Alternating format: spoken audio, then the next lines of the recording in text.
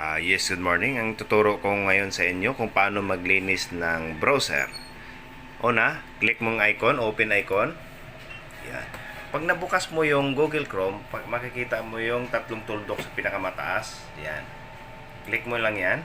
Tapos pupunta ka sa More Tools. Yan. More Tools. Diba?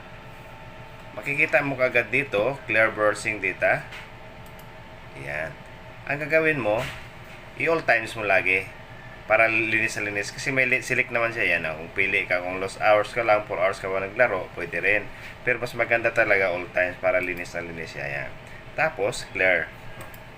Yan. Malinis na po yung Google Chrome. Ngayon, kung gusto nyo, kung ang browser nyo naman ay katulad nito, Microsoft Edge. Yan. Open. Halos ganong procedure.